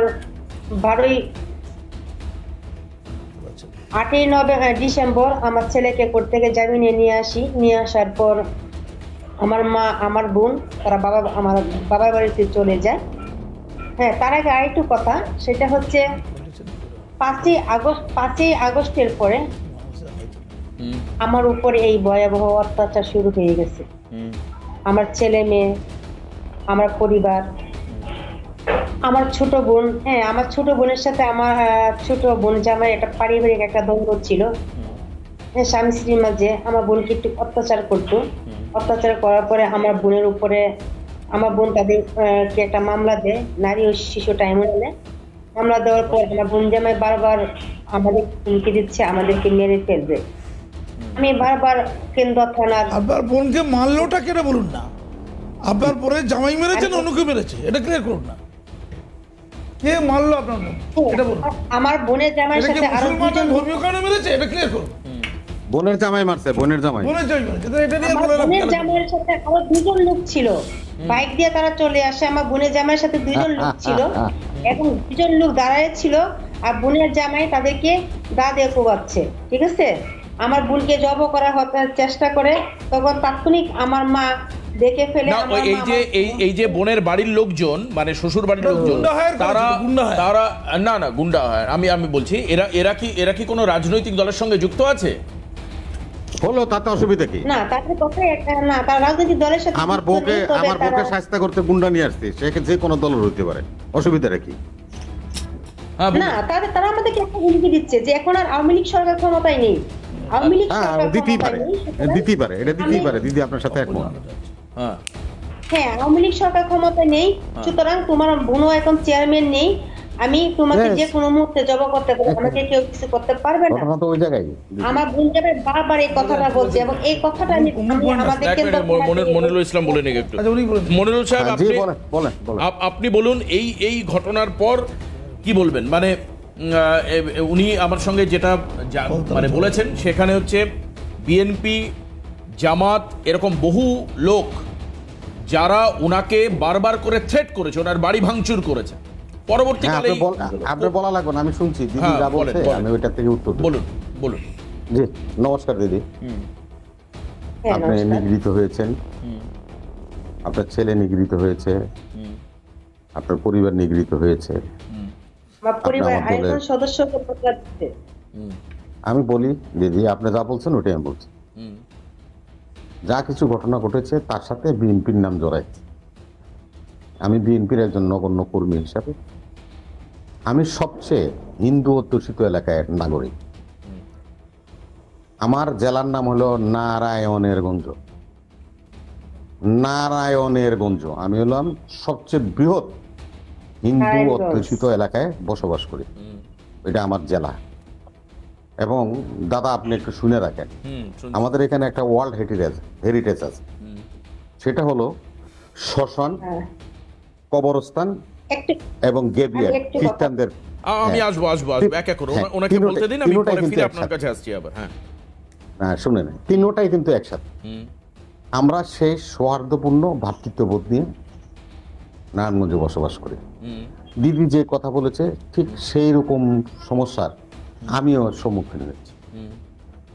3 বার আমার ছেলেকে, এই যেখানে বসে আমি আপনার সাথে শো করছি দেখেন এই যে মামলার মধ্যে, 3 বার আমার ছেলেকে ধরে নিয়ে গেছে পুলিশ। একবার তাকে চালান দিল মাদক দিয়ে, একবার তারা চালান দিল অস্ত্র দিয়ে, আরেকবার তাকে একটা মার্ডার কেসে চালান করে দিল। আমাদের যে কথাটা দিদি বলেছে যে পুলিশ সম্বন্ধে, যে ওনার ছেলেকে কল করে নিচে নামাইলো বন্ধু, পট করে পুলিশ গ্রেপ্তার করে নিয়ে গেল, এটার সাথে মিলিয়ে সাদৃশ্য রেখে কথাটা বলছে। দিদি নিজে বলছেন যে উনি আওয়ামী লীগ করেন। দিদি আমি আপনার একটা কথা বলি, আমি বিএনপি করি বলে এটা আমার উপরে নির্যাতন হয়েছে, আমার পরিবারের উপর নির্যাতন হয়েছে। আমি সহ্য করে 17 বছর তো এই দেশেই ছিলাম, খালে বিলে নালায় আমরা পালিয়ে থাকতাম, তাই না? আমরা তো এটা এই ক্রাইসিস মুভমেন্টগুলি পার করছি। দিদি আপনি বলেন এজ এ বাংলাদেশের নাগরিক হিসাবে, এখন আপনি আওয়ামী লীগ করেন, আপনি আওয়ামী লীগের পূর্বধলা থানার আপনি মহিলা লীগের সভানেত্রী, ভাইস চেয়ারম্যান এবং জেলা মহিলা সংস্থার chairman. You are a equivalent to DC SP, আপনার পাওয়ার জেলার একজন নেত্রী, আপনি সরকারি কর্ম মানে ইয়েতে আছে। এখন আমি আপনাকে বলি, বারবার ওনারা কথাটা নিতে চাচ্ছে, আপনি সংখ্যালঘু হিসাবে আপনাকে আমরা মারধর করেছি বা আমাদের ছেলেরা করেছে। আপনি কিন্তু কথাটাকে সেভাবে সরাসরি স্বীকার না করলেও কথাটা ঘুরে এসেছে, আপনি বলছেন যে আমি আওয়ামী লীগ করি, সেটাও আছে আবার অন্যটাও আছে। আমি একজন বাংলাদেশের বিখ্যাত একজন সংখ্যালঘুর নাম বলবো আপনার সামনে দিদি, এবং আপনারা শুনুন। বিখ্যাত সংখ্যালঘুর নাম হলো শামীম ওসমান। প্রথম রাতেই তার বাড়িতে আগুন দেওয়া হয়েছে, তার বাস ডিপোতে আগুন দেওয়া হয়েছে, তার ভাইয়ের নামে একটা ক্লাব ছিল সেটাতে আগুন দেওয়া হয়েছে, রাইফেল ক্লাবে আগুন দেওয়া হয়েছে, যেখানে যেখানে এই সংখ্যালঘু শামীম ওসমান থাকতো, যিনি বলছিলেন খেলা হবে, ওনার এই স্থাপনাগুলির মধ্যে আগুন দেওয়া হয়েছে। আমি অনুরোধ করব এই কলকাতা নিউজকে যে আপনারা দয়া করে দিদির মতো এরকম আপনাদের লোক পাঠায় এই সংখ্যালঘু শামীম ওসমানের উপরে যে নির্যাতনটা হয়েছে এটা ফুটেজগুলি নিয়ে যায়। আমার জেলার যিনি জেলা পরিষদ চেয়ারম্যান তিনি একজন হিন্দু। আমার জেলায় যিনি আওয়ামী লীগের সাধারণ সম্পাদক অ্যাডভোকেট খোকন শাহ, এবং সে আমাদের নারায়ণগঞ্জ বারের সভাপতি। আমি আপনাকে হলপ করে বললাম, আমি এই নারায়ণগঞ্জের সন্তান। একটার হিন্দুর বাড়িতে হামলা হয়েছে, ঘটনা ঘটেছে রাজনৈতিক কারণে হোক অরাজনৈতিক কারণে। সুনামগঞ্জেই হয়েছে, সুনামগঞ্জে হয়েছে। আমি সুনামগঞ্জ ভাই, এটা আমি আপনাকে দাদা বলি, কিছু কিছু ঘটনা তো ঘটতেই পারে। না সরকার স্বীকার করে নিয়েছে 88টা ঘটনা ঘটেছে সংখ্যালঘু নির্যাতনের। না না, আমরা তো বাংলাদেশের বিশেষ পর্যন্ত আছে, বাংলাদেশের বিশেষ স্ট্যাটিস্টিক্যাল ইনফরমেশন শামীম ওসমানের তারা বলছে 210টা সংখ্যালঘুদের উপর অ্যাটাক হয়েছে। করেন না কেন এই সংখ্যালঘুর নামে নিউজটা করেন না কেন? কেন নিউজটা করেন না? সেও তো সংখ্যালঘু, আপনারা সংখ্যালঘু খুঁজছেন। দিদিকে আমি স্যালুট জানাই যে আপনি এইভাবে আপনাকে উপস্থাপন করেন নাই, সেজন্য আমি ধন্যবাদ জানাই। আমরা সবাই বাংলাদেশি, হিন্দু বৌদ্ধ খ্রিস্টান জৈন যারা আছে আমরা সবাই একসাথে চলাফেরা করি। এবং ময়মনসিংহ একটা বিখ্যাত শহর। আমি সব বুঝলাম, ময়মনসিংহ চিটাগাং। না না, আপনি দাদা জানেন না তো, দাদা জানেন না ময়মনসিংহ হলো হিন্দুদের, আমার জেলার মতো হিন্দুদের একটা অধ্যুষিত অঞ্চল। না বলছি তো এই ময়মনসিংহ জেলা। আপনি দিদিকে জিজ্ঞাসা করেন, দিদি আওয়ামী লীগ করে বিধায় ওনার বাড়িতে গিয়েছে, হামলা করেছে, আমি দুঃখ প্রকাশ করলাম। উনি একটা আইডেন্টিটি আমাকে দেখবেন, উনি আরেকটা সংখ্যালঘুর বাড়িতে এইভাবে হামলা হয়েছে। বলো বেশ, আমি আসবো বিরতির পর ফিরে এসে। কাজী মাসুম আক্তার, এই যে দুজনের কথাই শুনলেন, আপনি একটু স্পষ্ট করবেন এখানে আপনাদের অবজারভেশন।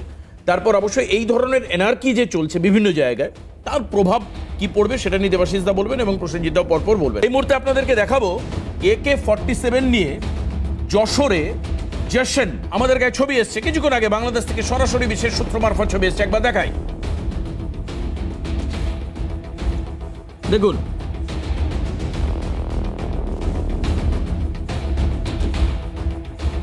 রামনগর, রাজারহাট, যশোর। দাদা দেখুন, আমার সঙ্গে মনিরুল ইসলাম রবি।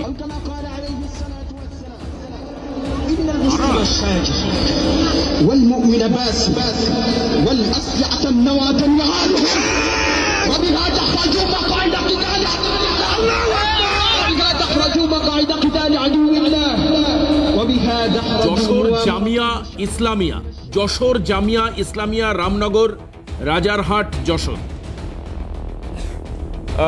মাসুম দেরা, মানে এরকম ওপেন ফোরামে অস্ত্র নিয়ে এরকম ভাবে করা যায়? প্রচুর ক্ষমতাশালী। মানে এ তো আমার অনেকটা সেই তালিবানিদের সঙ্গে মিল পাচ্ছি, আমি সিরিয়ার কিছু বিচ্ছিন্নতাবাদীর সঙ্গে মিল, আইসিসের সঙ্গে বিরাট মিল পাচ্ছি। ওই ময়ূর আছে না, ময়ূর কাকে অনেক সময় ময়ূরের পেখম করে একটু ময়ূর ভাব নেয় আর কি। ওরা বিরাট কিছু ক্ষমতাশালী, বিরাট কিছু। আসলে কি জানেন তো, ওদের পারমাণবিক বোমটা কি জানেন, এই খবরটা আপনাকে দিই। ওরা এমন দোয়া, বরদোয়া বলেন, এমন অভিশাপ করে দেবে ভারতের নামে, ফু দিয়ে দেবে মৌলবী, গোটা দেশ উড়ে চলে যাবে। ব্যাপারটা বুঝুন, এইটা হচ্ছে ওর পারমাণবিক বোমা আর কি। এইটা দিয়ে ভারত উড়িয়ে দেবে। মানে ওই রফিকুল ইসলাম মাদানি, যাকে দিতে হবে পেদানি, যে বলেছে একটা মোল্লা 10টা হিন্দুকে বেড়ে দেবে বলেছে না, সেই লোক এমন বরদোয়া দিয়ে দেবে, ফু ভারত উড়ে চলে গেল। এইটা হচ্ছে পারমাণবিক বোমা। ক্লিয়ার? এবার আমার যেটা প্রশ্ন, আচ্ছা আমি বলি, তুরস্ক আপন, পাকিস্তান আপন। কেন পাকিস্তান আপন হবে না? পাকিস্তান 10 লক্ষ, এই 30 লক্ষ বাংলাদেশিকে মেরেছে, যার মেজরিটি হচ্ছে মুসলিম, আর 4 লক্ষকে মোটামুটি রেপ করেছে। বিরাট ভালো কাজ করেছে পাকিস্তান আপন। আর 17 লক্ষ ভারতীয় সেনাবাহিনী প্রাণ দিয়েছে। খারাপ কাজ করেছে? তুই কেন আটকাতে গেলি? 30 লক্ষ মরেছে, 3 কোটি মরা দরকার ছিল। 4 লক্ষ মহিলা রেপ হয়েছে, ওটা 1 কোটি মহিলা রেপ হওয়া দরকার ছিল, কোন নাই স্যার, আরো বেশি রেপ হওয়া দরকার ছিল। আচ্ছা, আমেরিকা কি আপন? একটু প্রশ্ন। চীন কি আপন? আর ভারত কেন আপন? এই আপন পরের গল্পটা একটু ক্লিয়ার করতে হবে। আর বঙ্গবন্ধু মুজিবুর রহমান সম্পর্কে প্রশ্ন হয় যে নাকি হিন্দুদেরকে মালাউন বলতো, মালাউন, এসব প্রশ্ন ওঠে। আমার প্রশ্ন হচ্ছে, এই বোম মারো, আমি ইউনূস সাহেবকে বলবো, উনি শিক্ষিত লোক, উনি নোবেল প্রাইজ পান, এত বিতর্কে যাবার দরকার নেই। আমরা গোলগাল কথাবার্তা শুনতে পাচ্ছি, কি বোম মেরে দাও, পারমাণবিক বোমা মেরে দাও, 4 দিনে কলকাতা দখল করে দাও, ফু দিয়ে উড়িয়ে দাও, আর হিন্দুদেরকে মেরে দাও, ওদেরকে শায়েস্তা করে দাও, দখল করে দাও। আরে আরাকান আর্মি ইতিমধ্যে পিটিয়ে লাল করে দিয়েছে। একবার ছবিগুলো দেখাই, আরাকান আর্মি যখন এই প্রসঙ্গ আসে দখল করতে চলেছে। দ্রুত একবার দেখাই আরাকান আর্মি টুয়ার্ডস চট্টগ্রাম। আগে ব্রহ্মদেশ, ওই মায়ানমার, তারা চামড়া তুলে দিচ্ছে। হ্যাঁ, দেখতে পাচ্ছেন, দেখুন আরাকান ড্রোন এবং পরপর যে ছবিগুলো। আগে আরাকান সামলাও, তারপর ভারত সামলাবে। আরাকানটা দেখো, সেইটা করার ক্ষমতা আরাকান আর্মির মুভমেন্ট। এবার আমার প্রশ্ন হচ্ছে, আমি যে প্রশ্নটা করতে চাইছি, আচ্ছা এই কথাগুলো যারা বলছে তারা তো দুটো দেশের মধ্যে ভাতৃত্ব নষ্ট এই করছে। হচ্ছে দেখুন অবস্থা।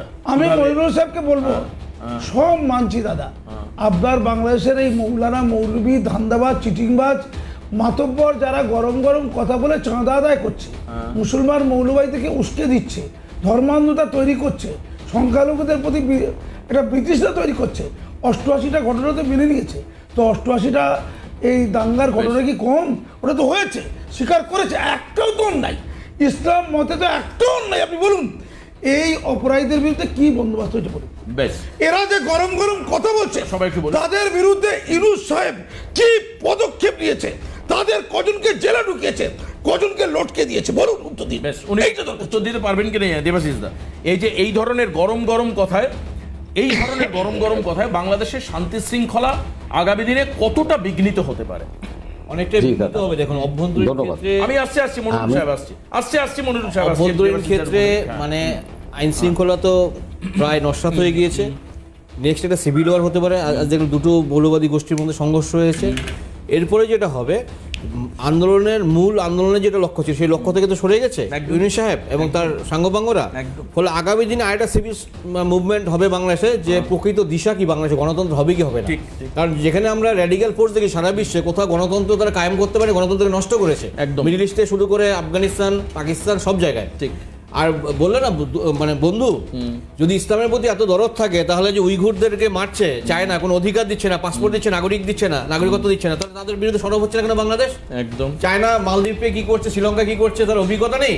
চায়না বড় বন্ধু, দেখা যাবে আগামী দিনে কে কে প্রকৃত বন্ধু। সুতরাং বাংলাদেশের সরকারের উচিত, যে সংকটের কথা বললেন না, যে অভ্যন্তরীণ নীতির সাথে বৈদেশিক নীতির সাযুজ্যতা রক্ষা করে আগামী দিনে নীতিমালা প্রণয়ন করা, যাতে করে অভ্যন্তরীণ যে মানুষজন আছে তাদের মৌলিক অধিকার, মানে মানবাধিকার এবং দ্রব্যমূল্যের দাম, চাকরি বাকরি, এই সমস্ত ইস্যুকে অ্যাড্রেস করা হবে। অর্থাৎ যদি সামর্থ্য না থাকে তাহলে সামরিকীকরণের দিকে না গিয়ে সামাজিক উন্নয়ন বা অর্থনৈতিক প্রবৃদ্ধির দিকে ধ্যান দেওয়াই শ্রেয় সাধারণ। প্রশ্নটা কি বলবেন এই মুহূর্তে? দেখুন, আজকে বাংলাদেশ যাই বলুক না কেন, ভারত বিদ্বেষী গরম গরম কথা বলছেন, কিন্তু আমার মনে হয় বাংলাদেশের যে পরিস্থিতি হাসিনা সরকারের পতন হওয়ার পর হয়েছে, সেখানে আমার বোধ হয় মনিরুল বাবু আছেন, মনিরুল সাহেব আছেন, বিএনপিও কিন্তু কনফিউজড। তারা যেটা চেয়েছিল জামাতকে আগিয়ে দিয়ে, কট্টরপন্থীদের আগিয়ে দিয়ে অন্তর্বর্তী সরকার থাকাকালীন নির্বাচনে বাজিমাত করে সরকারের গদি দখল করবে, সেটাও কিন্তু আশাহত হতে চলেছে।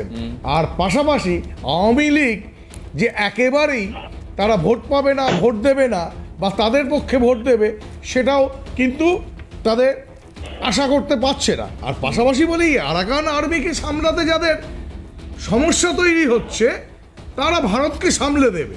ভাবুন একবার, আরাকান আর্মি আজকে চট্টগ্রাম বা টেকনাফের কাছে মারপিট করছে, রোহিঙ্গাদেরকে, মুসলিম রোহিঙ্গাদেরকে মায়ানমার থেকে বাংলাদেশে পুশ করছে। এবার কি হচ্ছে, বাংলাদেশের যে আর্থসামাজিক অবস্থা সেটা তো ভেঙে পড়েছে। সেখানে রোহিঙ্গারা না থাকতে পারে, কিছু রোহিঙ্গা হয়তো আমাদের ইন্ডিয়ার দিকে ধাবিত হচ্ছে, আসছে, যারা বেড়াতার টপকে আসছে। একদমই। কিন্তু বাস্তবটা হচ্ছে এই যে 174 জন যে জঙ্গি বা সন্ত্রাসবাদীকে যে মুক্তি দেওয়া হয়েছে, জেল থেকে ছেড়ে দেওয়া হয়েছে, এবং থানা থেকে অস্ত্র লুট হয়েছে, সেই অস্ত্র তুলে দেওয়া, দায়ী হচ্ছে মনিরুল বাবুরা। একদম, মনিরুল বাবুরা প্রতিবাদ করেন। ওকে, মনিরুল বাবু কিন্তু দায়ী। এই যে আজকে যে ওনাকে বলতে দিন, গোষ্ঠীর যে আপনি পুরোটা বলবেন, রুলিং পার্টি বলে।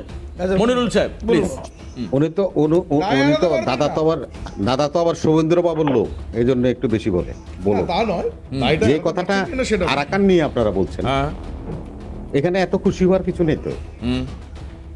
আরাকান, পার্বত্য চট্টগ্রাম বাংলাদেশ, অরুণাচল প্রদেশ, মিজোরাম, নাগাল্যান্ড এবং মণিপুর নিয়ে আমেরিকা এবং পশ্চিমারা এখানে একটা বাপার স্টেট করতে চায়। আপনাদেরকে একটু জানাই রাখি আমি, দক্ষিণ এশিয়ায় সব ধরনের সরকার আছে, মানে দেশ আছে। যেরকম শ্রীলঙ্কাতে বুদ্ধিস্ট আছে, ভুটানে আছে, আপনারা ভারতে হিন্দুরা আছেন, আমরা বাংলাদেশে মুসলমানরা আছি, পাকিস্তানে মুসলমানরা, কিন্তু খ্রিস্টান রাষ্ট্র নাই। এই পশ্চিমেরা এখানে একটা খ্রিস্টান রাষ্ট্র তৈরি করতে চায়। সে খ্রিস্টান রাষ্ট্র তৈরি করতে হলে বাংলাদেশের পার্বত্য চট্টগ্রাম, আরাকান, অরুণাচল, নাগাল্যান্ড, মিজোরাম এবং মণিপুরের প্রয়োজন। আমি যতটা ভাবছি, আন্তর্জাতিক বিষয়ের সম্পর্কের একজন ভাই আমার সাথে আছেন, দয়া করে বলবো বিবেচনা রাখেন, তাহলে বুঝতে পারবেন। বেশ, আজকে আর হাতে সময় নেই, আমরা বিবেচনা করে আবার কালকে প্যানেলে একত্রিত হব। আর বিএনপি ওনাদের অবস্থানটা স্পষ্ট করুক, অন্ততপক্ষে প্রেস বিবৃতি দিয়ে ওনারা জানাক পার্টির যিনি লিডার রয়েছেন, বা আমরা আশা করি, আমরা তো কয়েকদিন আগে দেখছিলাম পাকিস্তানের হাই কমিশনার খালেদা জিয়ার বাড়িতে গিয়ে মিটিং করছেন, কি জন্য করলেন, কেন করলেন, সেগুলোও পরিষ্কার করে জানান সবাইকে, তাহলে ভালো লাগবে। যাই হোক, আজকের অনুষ্ঠান এখানেই শেষ করতে হবে। মনিদেবীকেও ধন্যবাদ জানাবো। সঙ্গে আমাদের ছিলেন পদ্মশ্রী কাজী মাসুম আক্তার, মনিরুল ইসলাম, দেবাশিস নন্দী, প্রসেনজিৎ ঘোষ, সেই সঙ্গে আপামর জনতা যারা আমাদের সঙ্গে অনুষ্ঠান দেখছিলেন, যাদের জন্য বাই দ্য ওয়ে অনুষ্ঠান করা।